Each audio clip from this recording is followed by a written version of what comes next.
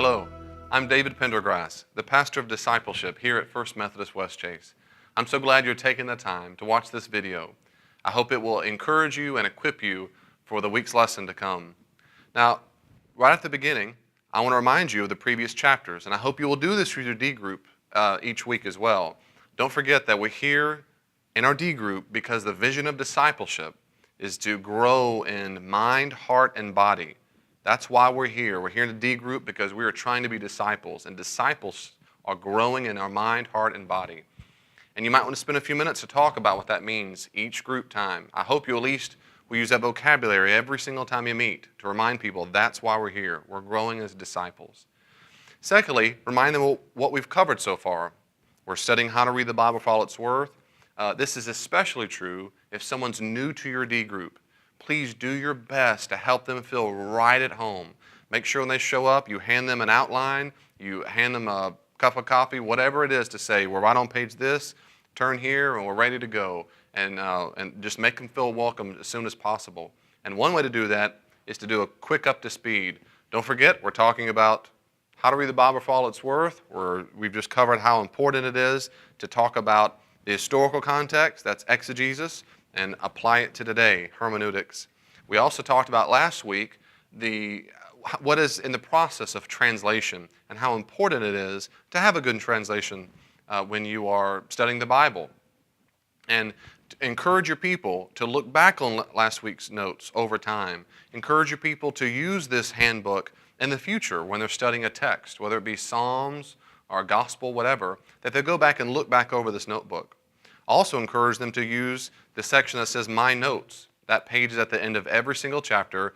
Maybe there's a few minutes before you begin where you reflect on your notes and say, last week, what did you find very helpful or confusing? And maybe you can talk about that as well. But I hope overall that this has been fruitful for you so far. This week we're going to start something a little different. We're going to get deep down into the genres or literary types of the Bible. And the first one up is chapter 5. Chapter 5, Old Testament narratives, their proper use. Now, obviously, I'm not going to read through every word. I want to hit a few highlights. The first thing is bullet point number 1. Biblical narratives are stories, and most of the Bible is composed of stories. Most of it is, and that's good news, which means when you're able to master how to read stories, you'll be really good at reading most of the Bible.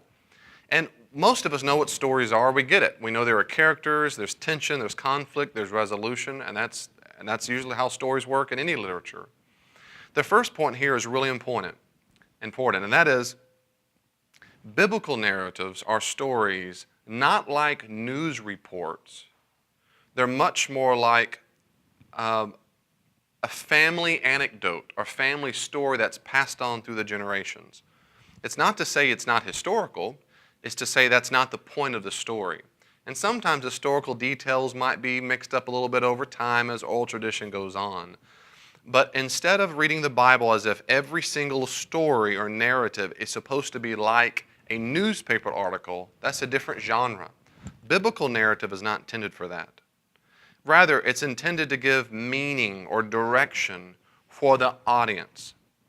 Much like you might hear your kids ask you, Mom or Dad, why do we do this? And the mom or dad says, well, it all started when I was a kid and so forth. Or your grandparents years ago used to do blank. And so they tell a story, but the story is answering a question or the story is trying to teach the kids where they came from or why they do a certain thing. Sometimes there's a moral to the story, but usually that's not what's going on in a biblical narrative.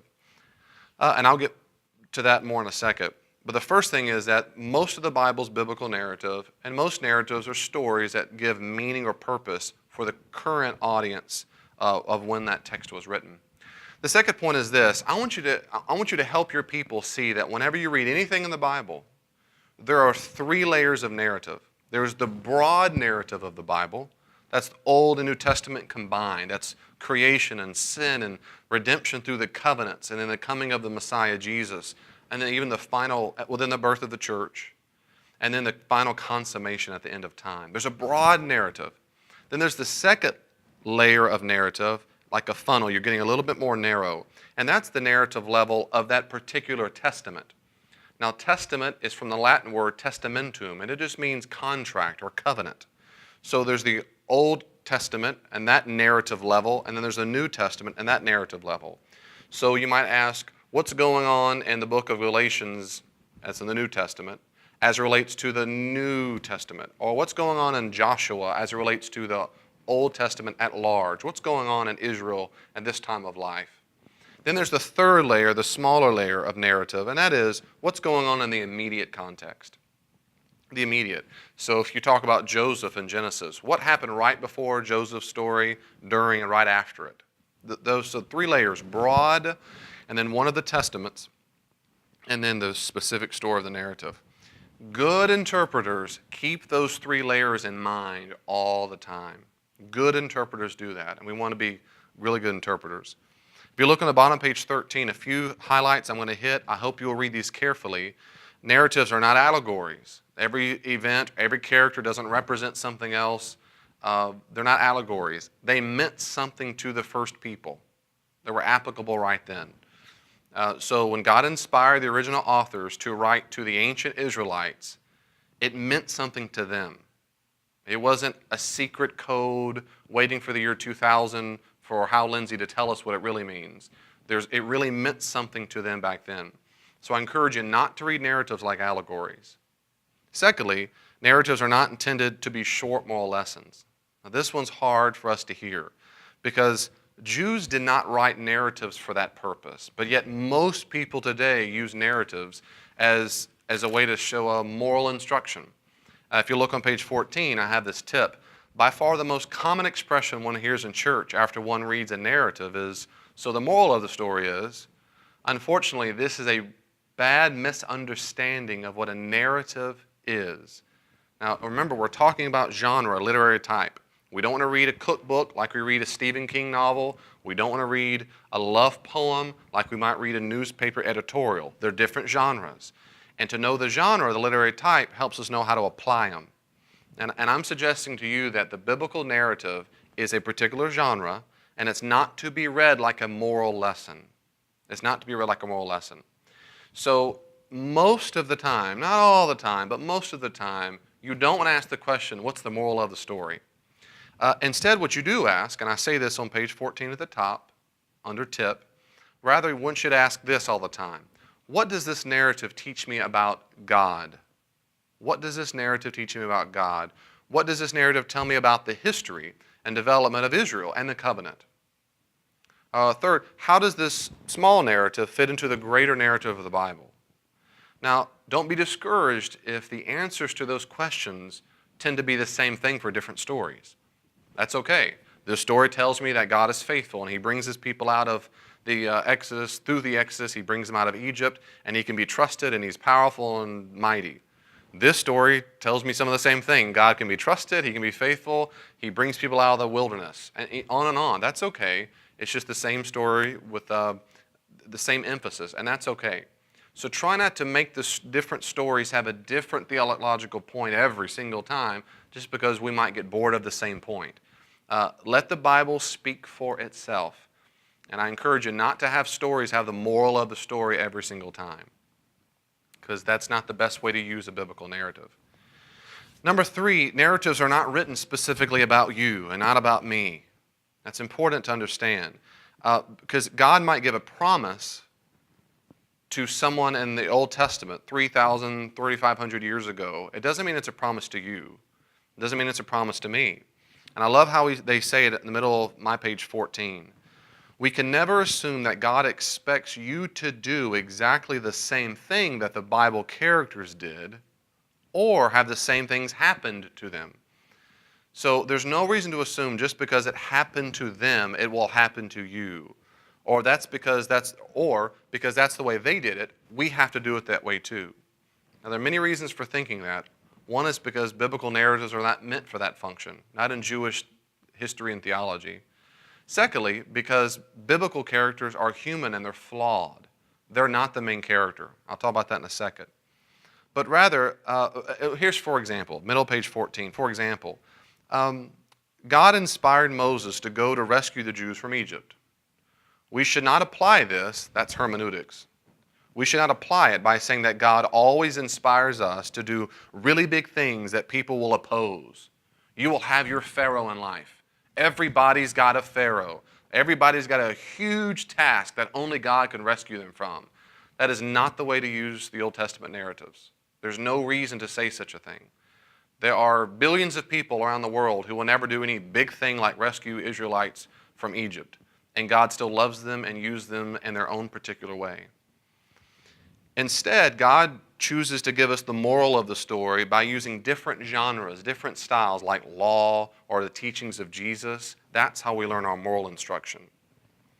Let me say a few quick things about Hebrew narrative. Again, I hope you will go over these carefully, but things like point of view, just pay close attention to the text. And while I'm talking about point of view, if you'll look at the tip on the bottom of 14, this one's really important, and I hope you'll help your people understand this as well. It's incredibly popular in churches, I've heard it all my life, to ask the question, rather to take the mode of, what do you think so-and-so felt, so-and-so thought, so-and-so felt in the story. You just you get in their shoes for a second. Sometimes that makes some creative discussion. The problem is it's a huge distortion of the text. For example, what do you think Joseph's wife was feeling or thinking at this moment? How do you think Bathsheba felt when David raped her? Imagine what Mary must have felt when the angel came to her. This is pure speculation. That's all it is. It's pure guesswork. And I highly discourage this. If God wanted you and I to know what they felt and thought, we would know about it because it'd be in the text. And oftentimes, in fact, almost every time I've ever heard that done, and it's in almost every small group, many sermons of all my life, it greatly distorts the point the text was trying to make. So I encourage you not to do that at all. Instead of what they must have felt like, instead just focus on the text and let the text be enough. Now maybe you really want to know what Mary felt like, and maybe that's really a driving passion in your life because you know someone who's going through a trauma or whatever. Maybe there's legitimate reason behind your wondering.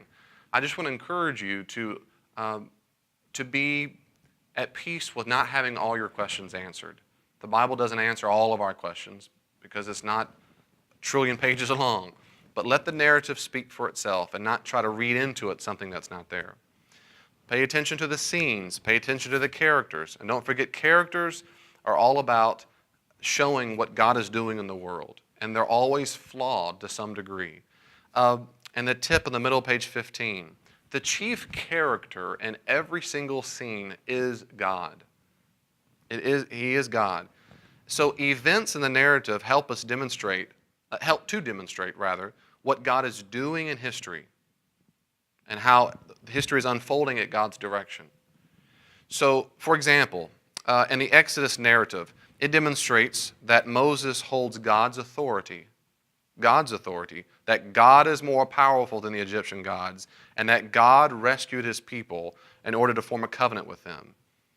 That it's about God and what he's doing to rescue Israel. That's all it's about. The plagues are not meant to give us scientific evidence of how water can turn to blood. It's not meant so we can guess what it must have felt like to have your firstborn killed. It's not to give us an example of leadership in Moses. Most people use this as one of those 3 categories or 4 categories or what they make up other things. But that's not the point of the text at all. Moses is not the point. God is the point. He just chose Moses to be his instrument.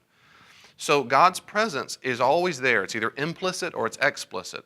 But it's your job and my job as Christian interpreters of the Bible to make certain that God is the central character. So when we read the Old Testament or New Testament narratives, always ask the question, what does this tell me about God? What do I learn about his character? What has God been doing through history? How is God fulfilling his covenant? How is God redeeming people? And that will get you great interpretation of the narrative. Now, one last thing, and that's on page 16, I want to emphasize here. And that's the last little bit here when I have discussion time. Read Genesis 37 if you have time. Pay close attention to all those things we raised before, scene, character, plot, and so forth. Have the people in your D group discuss those issues. Go back and use this vocabulary. What is the plot? Ask them. What are the characters? What does this teach us about God? And so forth. Now, before you're finished in your D group, on the last tip here on page 16, please read aloud the principles for interpreting narratives on page 106. You'll see just a straight list on page 106. I encourage you to have someone or different people to read this list aloud slowly. And if you have any questions about these, revisit the text and discuss them some more. But this is a great synopsis of the interpretive tips of the chapter. But I do encourage you, before the D group's over, make sure they've read that. Encourage your D group members to reread that, at least that list through the week. And take some notes in their notes section. And when they come back next week, you can spend some more time on that if you need to. God bless you. I hope this has been helpful. I hope the Holy Spirit continues to move through your D group in the week ahead. If you have any questions at all, please let me know. Be encouraged. You're doing some great work.